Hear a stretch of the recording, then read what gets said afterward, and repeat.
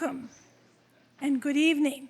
On behalf of the Islesboro Forum Committee, welcome to the sixth and final program of the 2022 Islesboro Forum Speaker Series. Thank you so much for joining us tonight. I'm Gail Jackson and the moderator for today's program.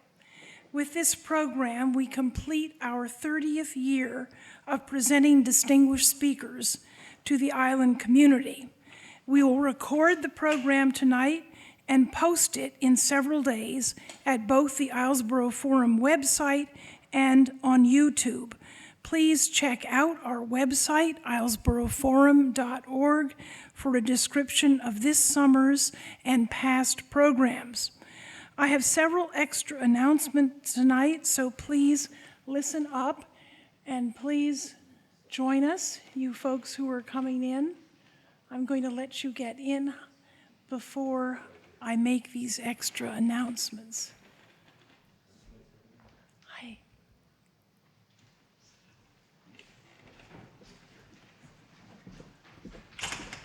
All right. We're competing with a pig roast, so that's an unusual set of circumstances for us. So the first of these announcements is that although the town mailing will show the forum as presenting 7 programs this summer, with the last one being on August 21st, in fact, we have only 6 programs going through August 14th. That's tonight. Please do not come here next week expecting a forum on August 21st. The second is announcement that so far your cumulative contributions are still falling a little short of the $1,500 we need to raise to pay our expenses. Basically, our expenses consist of paying for Michael Hutcherson's services, applause, and for rental of the ICC, worthy causes both. Every time I mention Michael's name, you always applaud warmly with appreciation. You can just write a check to the Islesboro Forum and put it in the goldfish bowl outside if you don't have a check with you tonight. And it always sits out there on the entry hall table. Finally, on a more somber note, I wish to acknowledge and pay tribute to one of the forum's original founders, John Train, who died on August 13th. John was a longtime chair and moderator of the forum. No one was more enthusiastic about the promise of the forum, more full of ideas for speakers, and more willing to take on a topic and speak himself. In fact, he set a record of speaking 4 times before the forum. His curiosity was fathoms deep, his energy prodigious, and his introductions of speakers were lapidary gems, worth the price of admission in and of themselves. We're expecting a lapidary gem from Dudley tonight, so there was only one John Train, and he will be sorely missed. We offer condolences to his family. I understand John will be buried in the Up Island Cemetery with only family and very close friends in attendance. A memorial service will be scheduled for New York in October, the exact time and place to be determined. Before we introduce our speaker, I also want to acknowledge and thank the 6 other committee members for their excellent support and ideas. Their names are listed on the website. Our format tonight will be to hear remarks from our speaker, David Godine, on his 50-plus years in publishing, and then for him to take questions from the audience. I will ask Dudley Ladd to introduce our speaker, as he is the person who made David Godine's visit to Islesboro possible. Dudley, would you like to come to the podium? Thank you.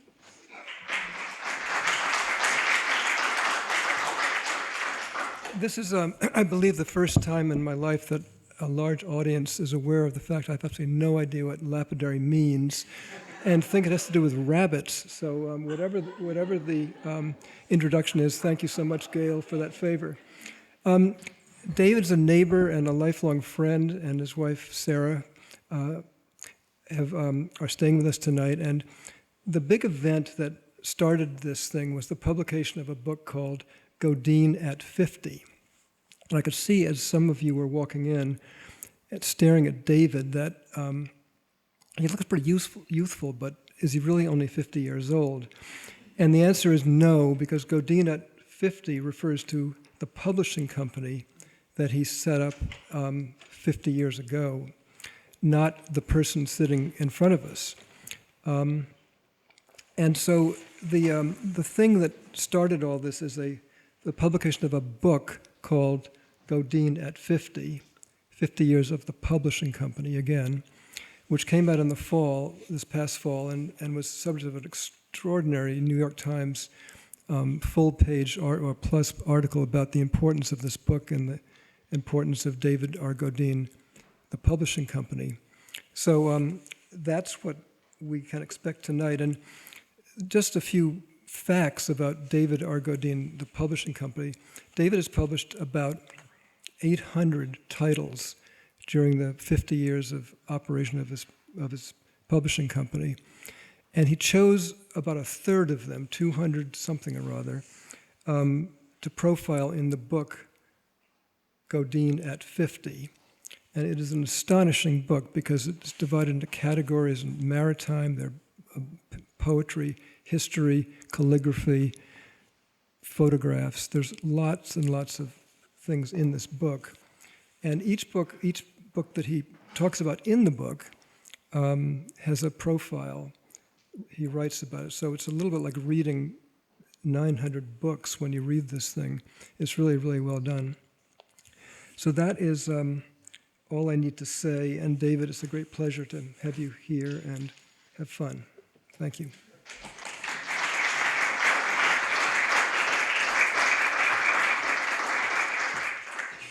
Thanks, you all, for coming, and thanks for Gail and Amanda for agreeing to do this, and especially to Dudley. Whatever modest social skills I possess, I have to say owe to Dudley, including this jacket, which he's loaned me for the occasion. We've been neighbors for a long time. I've learned a lot from Dudley. What I'm going to do tonight is basically concentrate to the degree I can on books about Maine and books about sailing, because it's impossible to cover the whole field. But I thought I'd just begin. Let me see if I can do this. This is where we started. This was James Lawrence's cow barn in his estate in Brookline. And I understand that James Lawrence, which I take to be his father, also had a house on Islesboro designed by Peabody and Stearns, a big house. And James was a gentleman of the first water, and when he heard from my father that I was looking for a place, offered his barn for a rent of a book a year. That went on for 8 years. And Jimmy would show up every Sunday night dressed informally in his black tie to ride his horse, and he'd always check in to see what we were publishing. He was terrific, and this is where we started with the Volkswagen bus and my Volvo. 1970. This was after 4 years at Dartmouth, which, as some of you may know, did not have women for many, many decades, if not centuries, and there wasn't a whole lot to do at Dartmouth. Well, there was a lot to do, but I didn't do it. I mostly spent my time in the Hopkins basement of the Hopkins Center, which had just opened the year I went there, and was presided over by a man named Ray Nash, who also coincidentally was a teacher of my wife's father. And Nash taught a course called Typography and Printing and Printmaking, 2 separate courses. And it was really interesting because it combined actually working with your hands, working with type, learning how to make a lithograph and etching, how to set type, and the history of the art, which, as we know, goes back to 1455 with Gutenberg. And if Gutenberg had walked into our shop, and this shows Peggy Duhamel in her legendary deerskin jacket at the Vandercook, he would have known within probably 20 minutes exactly what we were doing. The press had changed somewhat, but we were still setting type, individual pieces of metal set upside down and backwards in a stick, laid in a press like this with the faces up, in this case with a cylinder rolling forward. This is the only demonstration I'm going to give, but here we have, this is the bed of the press. Here are the coins which are locking the type in place.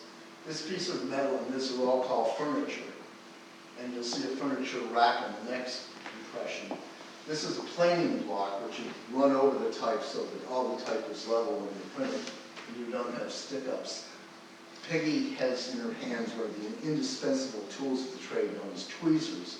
And she's probably picking up tiny little pieces of type and replacing them, which you can do with monotype because they're individually letters set individually as opposed to a line of type where you would have to replace an entire slug. And the press is in the back. You'll see a better picture of that in the next slide. This is a can of solvent which she uses, and this is her brush, which she will brush over the type before she prints it. And that's all you have to know, except that Peggy was as young as we were, which was very young. And we voted on everything, and we all had voted, there were 6 of us at this point, that we would make $65 a week. And that's what we were making. It wasn't very much to live on. Now here you see about 50 years later, my daughter and I, at the same press, we're looking at a proof. There's a type standing up in the press. There's a piece of plastic furniture as opposed to metal furniture. And here's the roller that's going over the press as you put the impression cylinder on, which lowers those rollers. And here's the feeding table up here with the guides here and these 4 guides in front. So although this looks like a primitive machine, and it's probably at least 70 years old, it's a precision piece of equipment. I mean, you can register a piece of paper within 1/64 of an inch, which is pretty good. And we're printing mostly in uncoated paper. In the back behind my head, you see what's called the furniture racks, which holds all the furniture. You see the cans of ink, which go back probably 30 years, manufactured in Boston by Lewis Roberts. There's the can of solvent right there. What else is there to show you? Well, it's a little primitive, but as you'll see in the next slide, here's, there was a fundraiser for Shelley Pingree and Janet Mills on North Haven, I think last week, the week before. So I had this wonderful Maine line cut, and I printed these to raise money, and they sold. But really what we're doing is we're printing these cards. And there you see, this is a line drawing by James Thurber, and that's a woodcut that we printed right from the woodcut by Fritz Cradle, a wonderful German illustrator who came to this country fleeing from the Nazis, and a quote by Wendell Berry. So we have about 20 of these, which she assures me will ensure enough income in my dotage to put me in a small, modest retirement home for at least 3 weeks. Moving on. You may not know these people, but they're all Maine people in one way or another. And this was Pam Johnson. She was one of the first illustrators we used. Ned Perrin was an early author for us, a professor at Dartmouth, and he knew Mary Stultz, who lived in Washington, D.C., and had been published by Harper. And her stories were sort of quaint and old-fashioned and a little bit out of fashion. And we picked them up, and we picked her up as an author and did 3 books with her, all illustrated by Pam, who was terrific. And she lived in Sedgwick, right near the Benjamin River, and gave up drawing because she turned to sheep farming, and sheep evidently have to be dipped. And when you dip sheep in whatever chemical is required to keep whatever it is that you're keeping off the sheep, you really damage your hands. So she, after many years, couldn't draw anymore. but we got some of the best out of her. This was by William Cotswinkle, who lives in Pretty Marsh. And he did these wonderful stories, all based on Sherlock Holmes, told in perfect Sherlockian language. They were sort of mysteries, and it was an all-insectile cast. So you see Sherlock here as the praying mantis, and his sidekick, Dr. Watson, is the bedbug over there. And this is legendary in the Godine family because Addison, at age 12, who had hardly ever read a book I published, loved this book. And one day I walked into the bathtub and he was there naked, and he was reading the book in the bathtub, and he looked up at me and he said, "Dad, you finally published a book someone might actually want to read." No higher praise. But Cotswinkle did the artwork, and I love especially, you see how he's got the flying Locust Express backwards? You know, that's ingenious, I think. In the newspaper, on the floor, he was a terrific illustrator, is terrific. This was Double Trouble. The first one was very successful, so everyone wrote us, well, when are we going to have more? So we did Double Trouble in Bugland, with the same artist, the same format, exactly the same. This, well, if you've ever been to North Haven, you know the Morrow family, who have been there for years, Anne Morrow Lindbergh. And the daughter was Anne Lindbergh, and Anne Lindbergh lived there, was a wonderful artist, died young, was Ned Perrin's wife. And we learned about this book, which had been published and gone out of print. And it's the story of these three young girls who lived their lives to spend the summer months on North Haven Island. And they get there, and they're sort of settled into their little cabin. And their father, who is a professor of English at Harvard, a Longfellow expert, is called away because his brother has died, so they have to go back to Boston. And the girls are upset by this. So Allegra, who's the middle daughter, the smartest, she gets on the telephone and she pretends to call her aunt across in Rockland and said, "Aunt, can we come and visit you and stay with you because our parents have to go down to Boston?" "Well, that would be great. Okay, we'll be in the ferry. We'll be in the ferry tomorrow, and we'll meet you there at the dock." So they go over. The parents, of course, get in their cars, head for Boston, and the girls get back in the ferry, and they go back to North Haven, because it's all a hoax, naturally. The aunt doesn't know anything about this. And it's called this because Allegra says to the two girls, Minnow and Edith, "We won't have a worry in the world." So they get back, and of course, the whole place is locked. I mean, the parents have locked it up. They can't get in, and for a week, they basically have to live off the land, off of mussels, off of mushrooms, you name it. And they manage to do it, and the parents come back, and all is well, and then they discover, oh, this is a secret, because the three girls are named Edith, Allegra, and Alice. Can you make the connection with Longfellow? Yeah, the names of his three daughters. Read the book. And this, Kevin Hawkes is the main illustrator. I skipped him. And you can see every chapter opening had this wonderful Kevin Hawkes drawing. This was Kate Barnes, and she was the first poet laureate in the state of Maine. And she was Henry Beston's daughter. You'll see more about her later. And we did this letterpress at the Shagbark Press in Portland. And Mary Azarian, who had done a lot of books with us, agreed to provide the woodcut illustrations. And in a case like this, you don't print from the woodcut. You print from a line cut made from the woodcut. So you're really printing metal and metal. And because it's all type high, it can all go through the press at one time. You don't need a separate impression for the illustration. And this was a lovely piece of printing. Wesley McNair was, I think, the second poet laureate of Maine, and we've published 11 books by Wesley. I think the 12th is coming out in a month. But these were my two favorite. We combined The Town of No and My Brother Running into one book. This, I'm stretching things a little, because the Owls of Show, I think, belong to New Hampshire, not to Maine.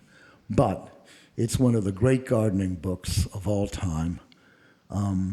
It has this wonderful jacket, but above all, it had this extraordinary, in the original Houghton Mifflin edition of 1896, it had this beautiful stamped cloth binding, and we managed to convince the binder that he could do it. There's a lot of gold there, and the trick is, of course, to make it as solid as you can. And I'm sort of a nut about binding because of all the processes that have been degraded over the years, binding is the first to go. If you want to save money, you save it sort of at the very end of the process, which is binding. So after you've paid too much for the book, after you've given too high a royalty, after you've taken the author out for 3 martini lunches, you know, you look, how am I going to save a few pennies? And it's you go into a bookstore today and try to find even a piece of cloth in a binding, and you won't.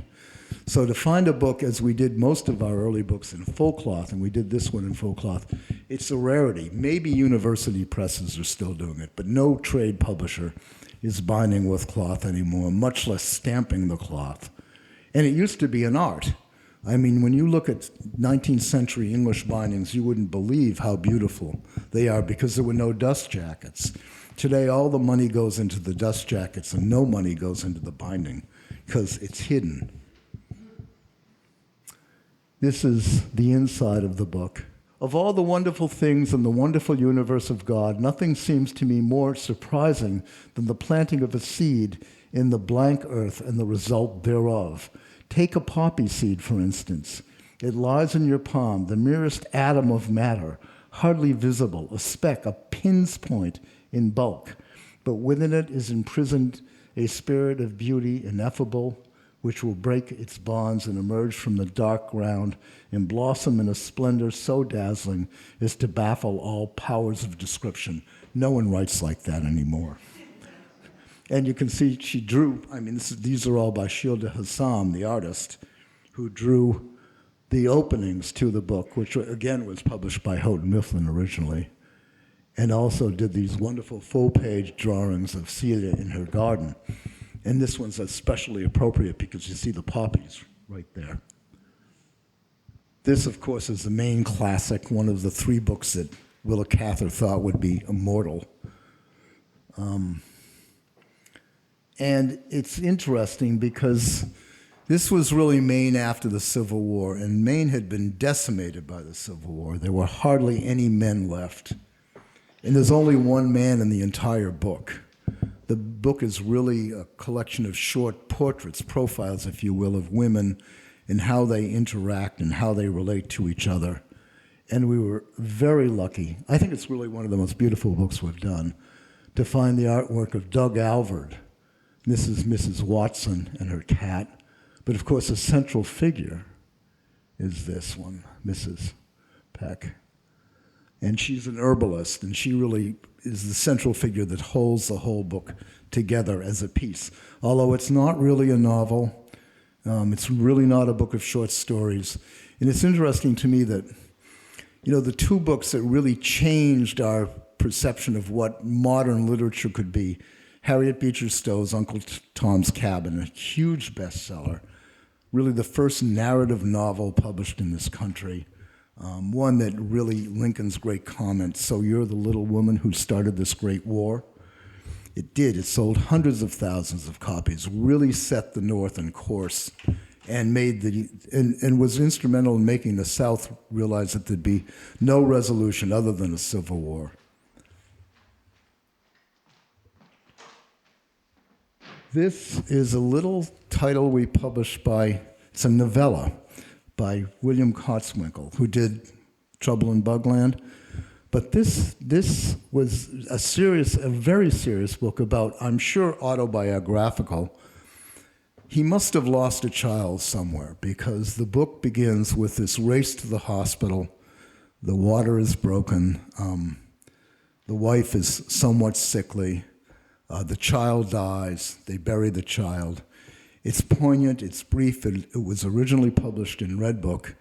I just read it and I broke up. I couldn't believe that anything that short could be that powerful. And we republished it basically as a novel. But it's a great, great book. Novella. Beston, you probably know from The Outermost House, which is certainly one of the great books of nature writing that's been done. But he was a Mainer. He started his life as Henry Sheehan. Went to Harvard.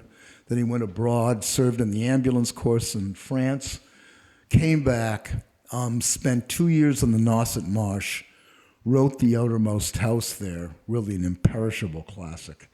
Married Elizabeth Coatsworth and moved to Nobleboro on Damascotta Lake and spent the rest of his life there. And this is a scene, this is Kate, his daughter, whose book you saw earlier, Kate Barnes. And this is him with his wife, Elizabeth Coatsworth, who was also a famous Maine writer, mostly of children's books, overlooking the lake from their house at what's now called Chimney Farm. They're buried there, their gravestones are there, and it's inhabited, the Chimney Farm is inhabited by Gary and Beth Lawless, and if you've ever been to the bookstore in Brunswick, which is one of the great bookstores in Maine, that's Beth and Gary Lawless, who live in the house. And when he was there, he wrote another wonderful book, not in any way a how-to book, how to plant herbs, but the history of herbal lore, as it appears in Shakespeare, as it appears in Shelley, as it appears in the Bible, taking herb by herb and describing what attributes it had, what attributes were attributed to it, and clearly someone who really worked with herbs but didn't want to write about, how to plant them or how much water they needed, but what their whole history was in a literary sense. And we were very lucky because the woodcuts still survived. They were done by John Howard Benson, who was sort of the dean of wood stone cutting in this country, the father of John Benson, the grandfather of Nick Benson. And we printed this again at Shagbark Press down in Portland for letterpress. And this was Jackie Kennedy's favorite book. I have a letter from Jackie to print it, scented. You can still smell the scent, saying, "Dear Mr. Godine, this was my favorite book. I'm so grateful to you for reprinting it. Yours, Jackie Kennedy," blah, blah, blah. But that was nice to get, a scented letter from Jackie Kennedy, go in the archive. Photography, I'll talk very quickly about these, but George Tice did, I think, 4 or 5 books with us, but he came to the Maine Photographic Workshop every year, as did Caponegro, as did Arnold Newman. A whole host of great photographers went to that workshop and taught. And every year he came up, naturally he'd bring his camera and he'd take pictures along the Maine coast. So John Hansen, who's the editor of Maine Harbors, agreed to write the introduction. And they're just terrific photographs. And we did them duotone. We really did right by the photographs. A small aside here. Reproducing photographs is one of the most difficult things you face as a publisher because it's not like type. Type is either black or it's white. You read a piece of type and it's a letter, you can read the letter. Reproducing a photograph, you're talking about a tonal range that goes from pure white to pure black and everything in between. Most books are printed usually with a 150 or 200 line screen shot straight down with a camera.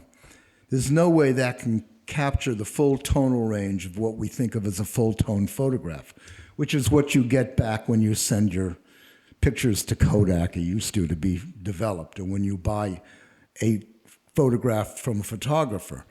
These are done with little dots. That's how we print them. And where there's white, there's very, very small dots, and when there's black, they're very, very big dots. And that's the only way, offset printing, we have a way of reproducing a full-tone photograph. So the trick was, how do you reproduce these full-tone photographs satisfactorily so they really are as close to the originals as possible? And that technology was really developed in Meriden, Connecticut by Meriden Gravure Company, which never did gravure. by shooting straight down with a camera and then shooting a second shot at a 30-degree angle, so you really pick up all the shadow detail, and then printing in two colors, a black and a duotone color, which is why they're called duotones. And most photographers we dealt with, certainly Arnold Newman, certainly Karsh, certainly Caponegro, certainly Tice, were really concerned about, as you can imagine, how well their photographs were reproduced and how much care was expended on that. They were often on press for these printings. They often selected people like Bob Hennessy to make the duotones. And this is as close as we can come to the originals. It's not the originals. If you look at them under a glass, you'll see little dots. But by doing them 300 line screen, 300 dots to an inch as opposed to 150, you really double the amount of tonal range you can get and the delicacy. And I think we did right by starting with Arnold Newman in 1973 by these photographers, and it's why we attracted people like Sally Mann and others, because we were really conscious of the challenge involved in reproducing a full-tone photograph on a piece of paper in an edition of 2,000 or 3,000 copies. And we were printing primarily not on a coated sheet of paper, which you know has that very shiny, glossy finish, but in an uncoated sheet of paper. So you have an ink spread. You know, an uncoated sheet really absorbs a dot of ink much more readily than a coated sheet, and it spreads. So you have to account for the spread. I won't go on, except to say that it's a challenge. This is the dock at Monhegan. Don't try to land at this dock in a southwest wind. And this is Mr. and Mrs. Alva Thompson from Port Clyde. The book is really full of these wonderful photographs, both of people and places along the Maine coast. You can see a copy. This was Caponegro's book, and Caponegro, all of these photographers that we dealt with, Newman, Mann, Caponegro, Tice, Karsh, they all developed their own film, in the basement usually. So they were technically extremely adept at what they wanted to get out of a photograph by stopping out, etc. And we did this with the Portland Museum of Art for an exhibit down there. And they're really lovely photographs, not particularly Maine, but definitely nature. That you recognize as the Olson House, before it was all fixed up.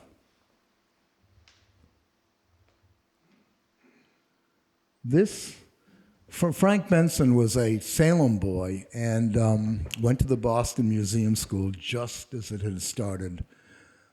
Became very good friends with Edmund Tarbell, his favorite buddy for years and years. Summered for 3 years in Dublin, New Hampshire, and then went to North Haven for a summer and fell in love with it, and later bought a farm there in Standout Point. But everyone remembers Benson for the pretty girls, usually his daughters and the pinafores and the sea in the background and their smiling pink cheeks. But his real love was he started as an ornithological artist. He really wanted to paint birds.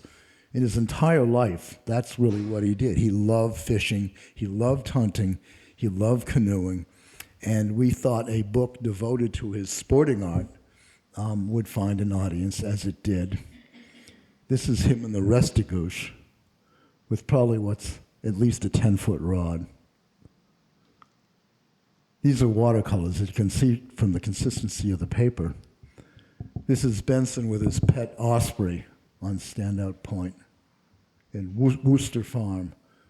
I think it's so amazing that this guy was his pet osprey. He's obviously a hawker, is out there in a tie in a white shirt. That wouldn't happen today. And a cigar, right? Well, this is one of my favorite books. This is, I don't know, if I had to pick 5 great books we ever published, this would be one of them. This was, Olin Stevens I met him when he was 92 years old, and his career, in a way, was behind him at that point. He was living at Kendall, a retirement community above Dartmouth, and he was still waking up at 6 o'clock in the morning to run the radio station. And I'll tell you one story, typical of Olin. He had an opening for the book at Mystic Seaport, and I said, well, Olin, you're 92, you don't want to drive there, I'll drive you. And so I said, how long do you think it will take? And he said, well, it's about 2.5 hours, maybe 2 3/4. Well, you can go to Google and you sort of can see. So I'm checking Google and it says 3.5 to 4 hours. And I said, Olin, how can you possibly, do you have a special route you go? And Olin, who had a wry sense of humor, but I think he was absolutely straight about this, said, well, what's your average speed? And I said, well, I drive around 50 to 55. He said, well, that's a difference. I average around 85 miles an hour. And he did. I drove with him. It was terrifying. He knew from his earliest days that he wanted to be a yacht designer. He did not want to go to college. He just wanted to go straight into yacht design. But his father convinced him to go to MIT. If you went to a university to study yacht design, you'd go to MIT. And he was there for about, 5 months when a professor gave him a problem having to do with displacement and speed, etc. And Olin solved the problem to what he thought was his satisfaction, presented it to the professor, and the professor handed it back and said, no, Mr. Stevens, you don't think this is right. And Olin, who was nothing if not civilized and polite, said, no, I really think it is right. And the professor said, no, you go back and you check your math. I think you're off. So Olin went back, checked his math, came back the next day, and said, no, I still think my math is correct. And the professor held out and said, no, I think you're wrong. I'm going to have to fail you in this. Olin left MIT the next day, and a week later got a letter from the professor saying, Mr. Stevens, I apologize. You were absolutely right. Thus began, he was probably 20 years old at this point, maybe 19, his great career as a yacht designer. Well, this one. This is the Dark Harbor 20, which was really the result. There are the lines of the Dark Harbor 20.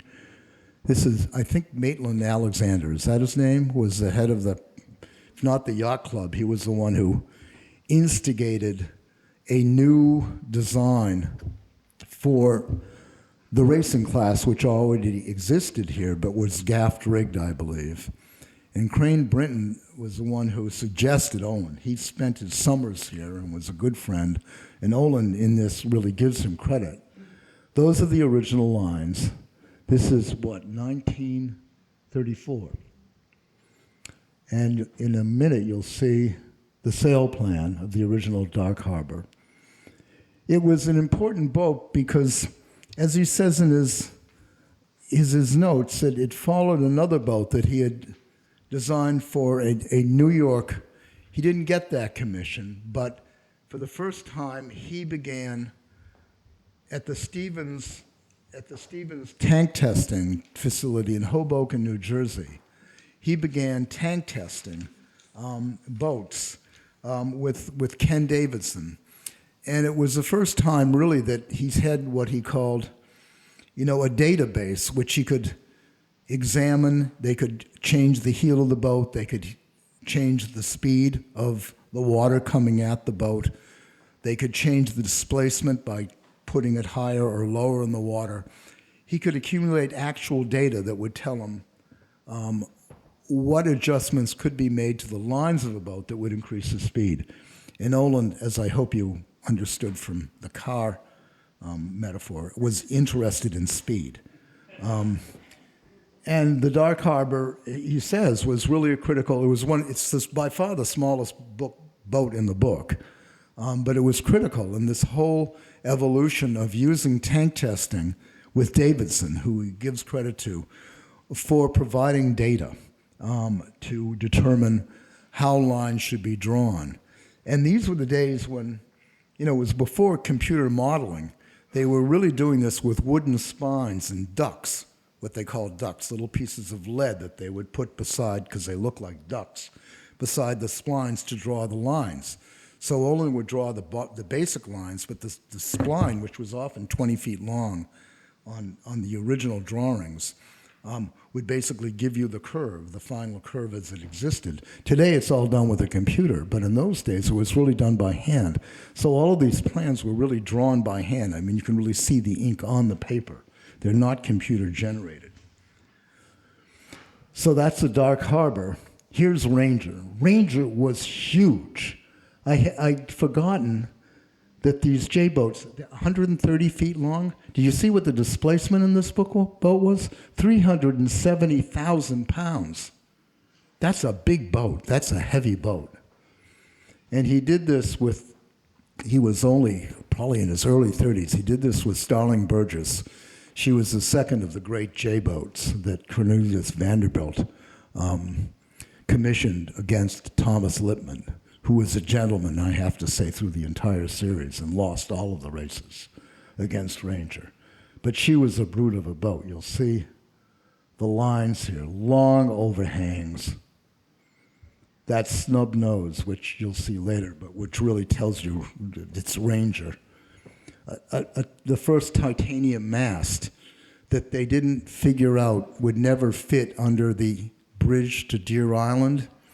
So they sailed it out, and it's 85 feet. If you've ever sailed under that, it says right in the chart, 85 feet.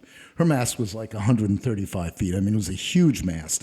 They had to sail back, she was built at Bath Iron Works, and they had to take the mast down, lay it on the deck, sail through Eggemongan Reach, go down to, I think, the Nevins Yard, where they finally re-rigged it. She never lost a race. There's the sail plan. Not a masthead rig. I mean, today it would be a masthead rig, but a beautiful piece of, and a very high aspect ratio. And I mean, a fairly narrow boom and a very, very tall mast. This is Bolero. Bolero was the first boat that was built in wood after World War II for John Nicholas Brown. There are Bolero's lines.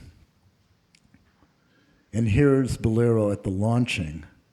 You see Drake's Sparkman, who was the Sparkman of Sparkman and Stevens, basically a boat broker, along with Olin, who always looks slightly cherubic in these. I mean, he looks like a schoolboy in all of these shots. Even when he was 60, he still looked like a schoolboy. And John Nicholas Brown, who stood easily 6'4", as did John Carter Brown. And there are the sail plans. Well, this is DeRay. This is the great boat that really made his career. He was probably 20 when he did the designs for DeRay. It was sponsored by his father. It's interesting to me that so many of these people, including Benson and certainly Stevens, their father was really the ones, and certainly in my case, I dedicate the book to my father, who for whatever reason had confidence enough in their sons to support them in what must have seemed an insane endeavor. I mean, she was racing against schooners who had run this transatlantic race again and again and again. They all knew the course. She didn't look like any of the other boats. She was way smaller.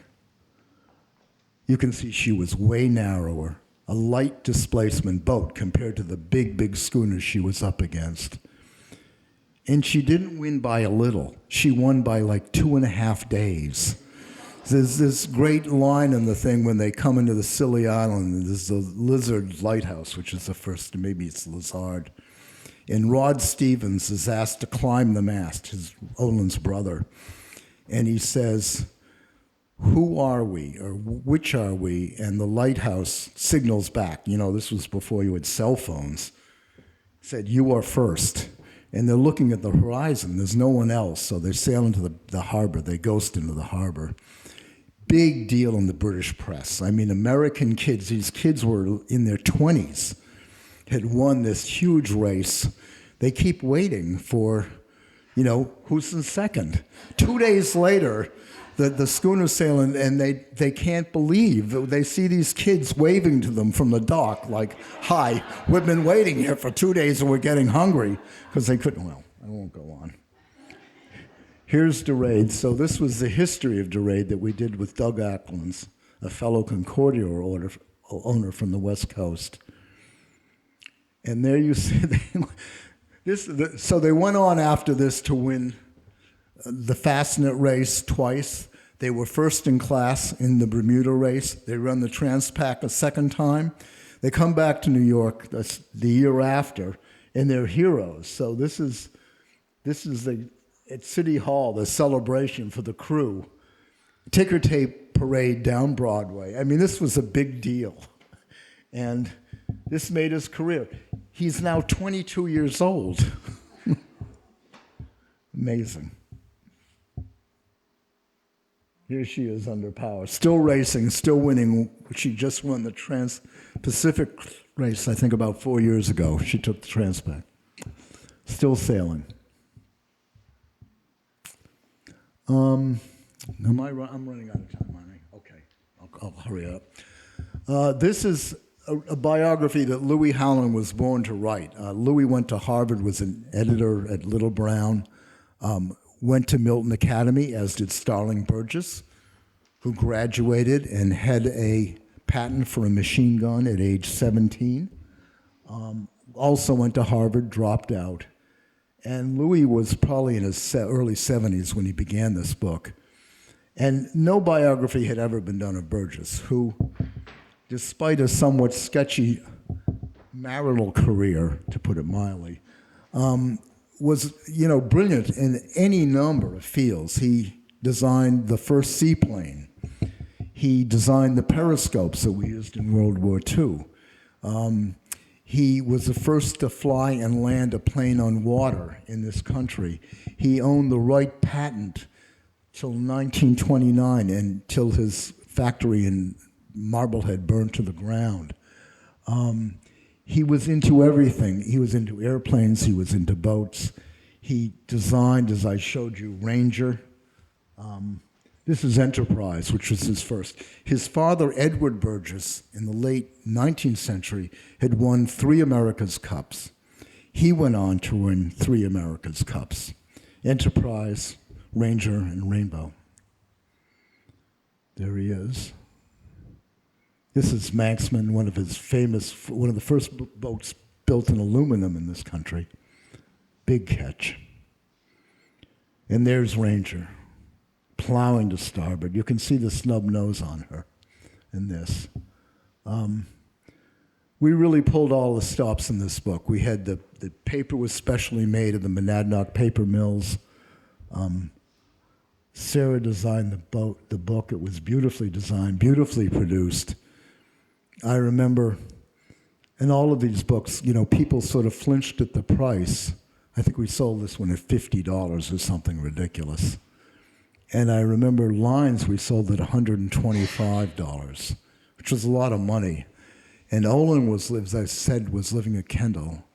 I'll just tell you this little story. And the opening was at the Norwich bookstore, which was right across the river, run by a lovely woman named Liza Bernard. Liza had never bought more than 3 copies of her books for us in her life, of a single title. And so she bought 3 copies of this. She said, "Listen, it's $125. I said, "Liza, you don't understand. He sits at the right hand of God. Everybody loves this guy. He's been around, he was then 92. He's been around for 92 years. He's a legend." So she upped the order to 5. There were lines outside the bookstore that night, lines going across the common for people. Thank God I had brought 2 cases of books in my trunk, because I think we sold 55 copies of the trade edition and 4 copies of the deluxe edition that night. Liza learned her lesson. It was a great night. Here's a Dymaxion that he designed with Buckminster Fuller.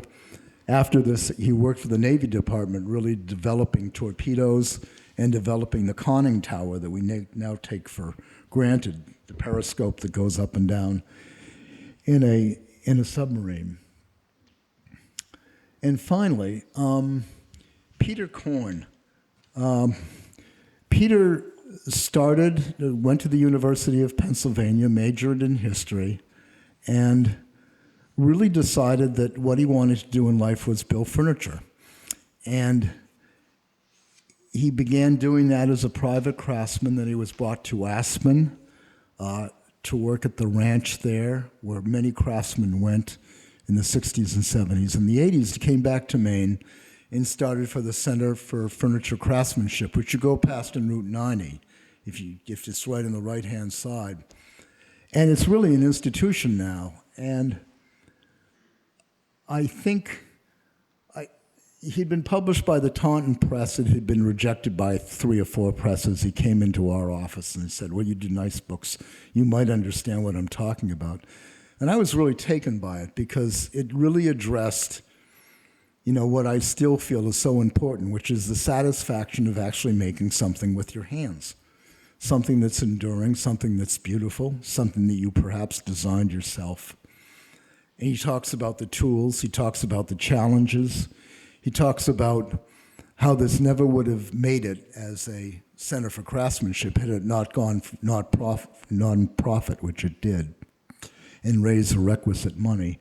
He was there for 20 years, and he really built it into an institution.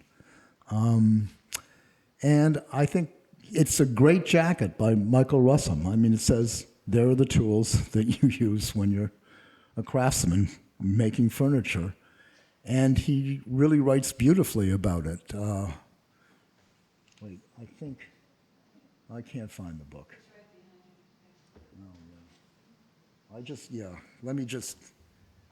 I can find this quote, but it's really worth reading.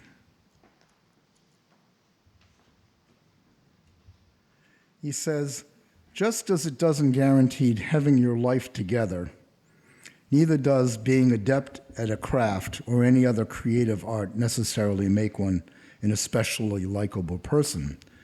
How do we relate to someone who subordinates every other aspect of his life to the pursuit of his own creative path, which is generally what a master, in quote, has done? I have been that person for most of my adult life, and there is no question that my commitment to my creative interest often disappoints the reasonable expectations of emotional engagement others may harbor. I have not been the best of husbands, the best of friends, or even the best of dinner companions.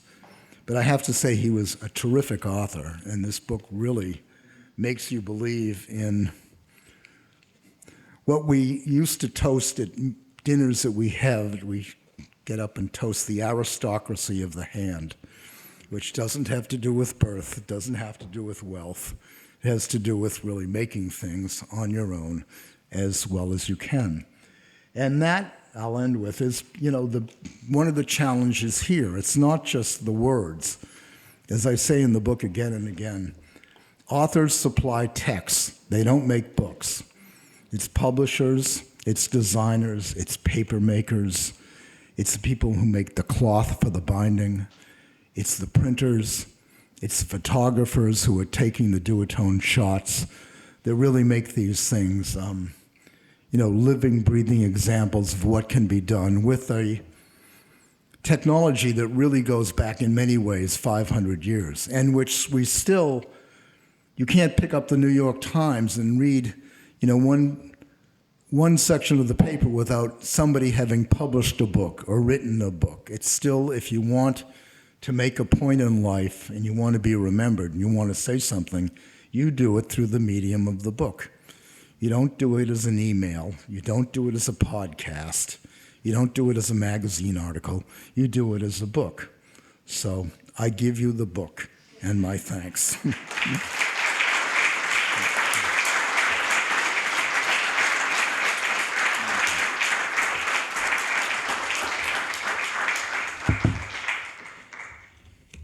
Questions? Oh, good. Okay. I do have here, in case you want it, everyone asks me, well, what does type look like when you pick it out of the case? So when you come up and look up at the books, which I hope you will, here's a picture of a type case, California job case. And you will see that the lower case, here's the lay of the case, how you actually lay the sorts. You know, I'm out of sorts, mind your P's and Q's. It's all here. Lowercase on this side, uppercase on this side, uppercase fairly in order, A, B, C, D, E, F, G, except for the two late additions to the Latin alphabet, the J and the U, which are down here. But the uppercase is all over the place. T-H-E, A-R-E, the most common letters in the big boxes in the middle, and the lesser known ones around the periphery. So have a look at this, it's interesting. And look at the sign, see, I love letterpress. It's great. Yes? David, which of these books are letterpress? People come up. None. Any of them? Yes, there are some. This is letterpress. Herbs of the Earth? Yep. And the Kate Barnes, which I couldn't find, is letterpress. All the rest are offset. At the end, David. No, no, no. All the way down, lying down. Kate Barnes. Let's take it over. I mean, you understand, we had to make a choice in 1973. We had this shop with antiquated equipment. It was all 34 years old. You could still get typecast for you in California, shipped in boxes across the country. We could still buy great paper, but there was no replacement parts that we could buy. Nobody could fix these presses except Howard Graff, who was at 78 years old. And I looked at the cost of buying a new offset press, which in those days was $200,000. And as aggressive as I was with asking money from my father, I really couldn't possibly ask him to spend $200,000 on an offset press. So publishing, you know, really provided a platform that you could in a way be an architect instead of a builder, which is what we were. We began specifying books instead of printing. And that gives you great flexibility because you can choose your paper, you can choose your type, you can choose your printer. You can go abroad to have books printed. A lot of these books, most of them were printed in America. But, well, that was certainly printed in China. That was probably printed in China. The stamping we could never get in America. And we couldn't even get the cloth in America. So the country that went first was definitely done in Czechoslovakia. And offset allows you great flexibility because you can keep now a digital file. If you want to reprint the book, like the Stalin Purchase, you have a digital file. You can send that to the printer. You don't have to keep galley after galley of hot metal, which we had to do in the old. We had tons of metal, you know, in galleys waiting to be reprinted, some of which we never used. Was that a question or was I asking? I was just blabbing on. Yeah. David, nowadays, talking about there's a consolidation in the printing industry, which has sort of bottlenecked reprints for books or first runs.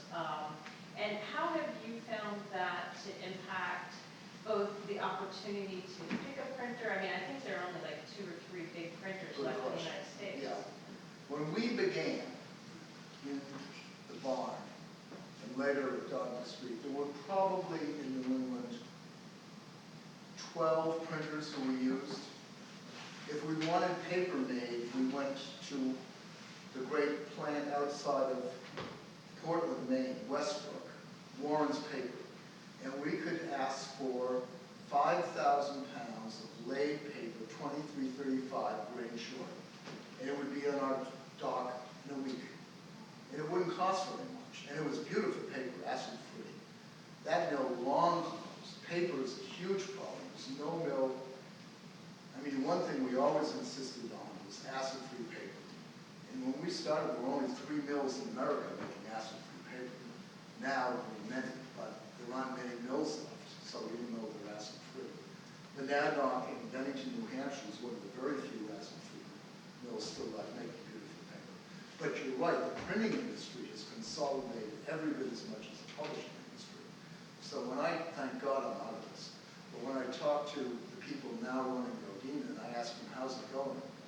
They say, we're waiting 6 months to just get on schedule for a reprint. I mean, this is something you would call up and you would when we did the Modiano, won the Nobel Prize, we had to have a reprint right away. We had books in our warehouse the following week. Now it would cost 6 months. It takes 6 months to get a reprint. So it's really changed. Not for the best. One more. What did you use for criteria to select the books that you chose? Oh, we specialize in books that people didn't buy. And we had it down to science. No, I mean, there were books that I thought were quirky, interesting, and then what I really asked were they the best book on the subject that was available? I mean, the example we did was Duck Decoys of Martha's Vineyard. I mean, this was a book, the guy, let me just tell you so it's right. Stan Murphy. Could you use the microphone, please? What? Yeah, okay, sorry.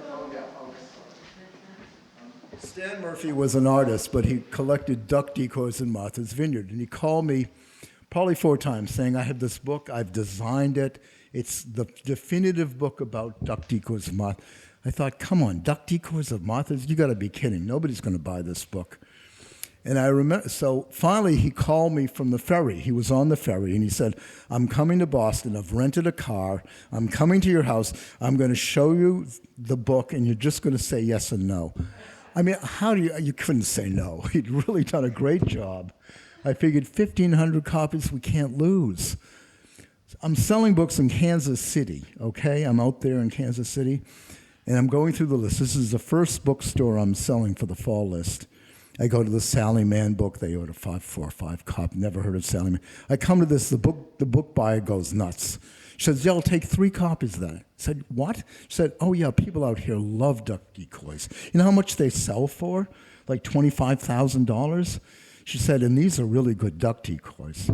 So I called back. I said, "Up the print run to 1,700 copies." We were out of the book in like 3 months.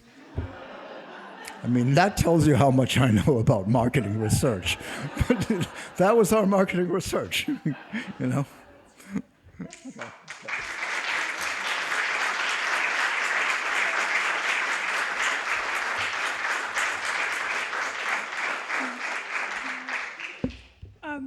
Thank you so much, David. Pause for just a moment and reflect on the fact that for 60 enchanting minutes, we left the digital world out there, and we had the physical world of printing here in our midst. And not just any physical world of printing, but of the highest standard. We're so fortunate to have had you in our midst, David. 2 words that came to my mind as I listened to you were sensual and heartwarming. Sensual applied to the beauty of the works you created with your mixture of skills, the typesetting and the paper and the photography and the prints, the woodcuts and so on. It was just sensual pleasure to see. No. I should have, but I didn't. Heartwarming because your relationships with your authors shines through beautifully. I mean, you live with these people, you care about them. We could see that, and that was a lovely part of your presentation. So those are 2 of my takeaways, and I can't wait to get my copy of the book. Okay. Did you all hear that? All right, but will you not have another printing? Yes, we will probably later this year. Okay. Oh, excellent. All right, so stay tuned. And for those of you who remember a beloved island summer resident, Valerie Lester, at least one of her works was published by David, the one on Bodoni. So we have a tight connection there as well as through the sailing. Now, this is the moment in time when I usually say, next week we will have, but I can't say that. What I have to say is, this is the end of the season. Thank you so much for coming throughout the season. And our committee is going to work hard on bringing to you some programs of equal interest and value next summer, 2023. So thank you and have a good rest of your summer.